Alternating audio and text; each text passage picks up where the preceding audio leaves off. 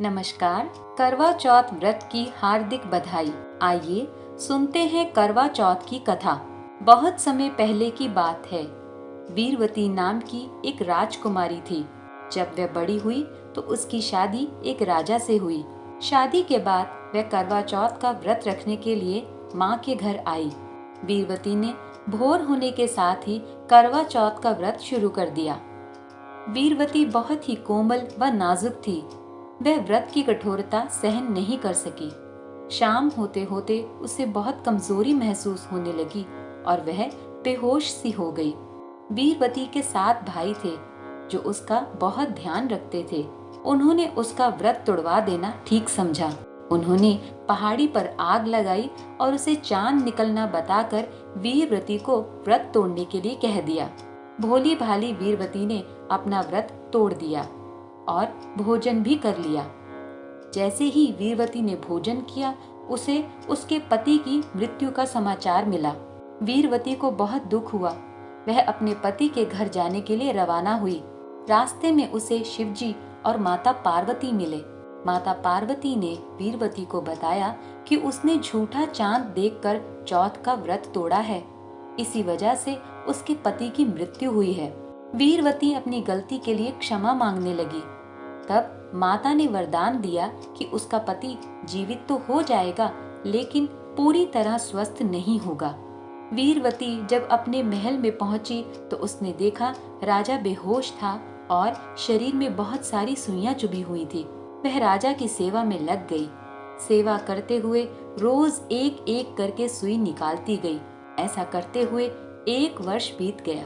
अब करवा चौथ के दिन बेहोश राजा के शरीर में सिर्फ एक ही सुई बची थी। रानी वीरवती ने करवा चौथ का कड़ा व्रत रखा। वह अपनी पसंद का करवा लेने बाजार गई। पीछे से एक दासी ने राजा के शरीर से आखिरी सुई निकाल दी। राजा को जब होश आया तो उसने दासी को ही अपनी रानी समझ लिया।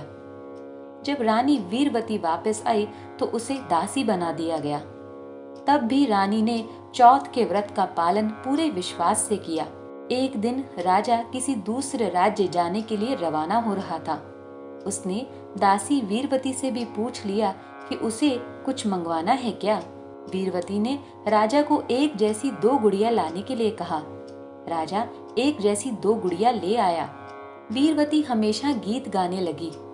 रोली की गोली हो गई और गोली की रोली हो गई, यानी कि रानी दासी बन गई और दासी रानी बन गई। राजा ने इसका मतलब पूछा तो उसने अपनी सारी बात कह सुनाई। राजा समझ गया और उसे बहुत पछतावा हुआ। उसने वीरवती को वापस रानी बना लिया और उसे वही शाही मान सम्मान लौटाया। माता पार्वती के आशीर्वाद से और रानी के विश्वास और भक्तिपूर्ण निष्ठा के कारण उसे अपना पति और मान सम्मान वापस मिला। बोलो चौथ माता की जय। तो इस प्रकार हमारी करवा चौथ की कथा संपूर्ण हुई। अब आप सब अपनी अपने करवा को अपने हाथ में ले लें। अब इस गीत के साथ अपने करवा को 7 बार फिराएं। ले वीरो कुड़िए करवड़ा, ले सर्व सुहागन करवड़ा। ले वीरो कुड़िए करवड़ा, ले सर्व सुहागन करवड़ा। ले करवड़ा बटाइए, जे बंदा चोली पाइए। ले कत्ती ना टेरी ना, घुम चरखड़ा फेरी ना। वान बैर पाई ना, सुतड़ा जगाई ना। सुई धागा पाई ना, रुसड़ा मनाई ना। ले पैन प्यारी वीरा, जन चढ़े ते पानी पीना। ले वीरो कुड़िए करवड़ा, ले सर्व सुहागन करवड़ा। अब सबके पास अपनी अपनी थाली आ गई है। माथे से लगाकर अपनी थाली को चूम लो। वार वरते आज है शुभवार। सुहागिन का सुहाग बना रहे दूध से, पुत्र से और अन्न से। जैसा भाग वैसा राज।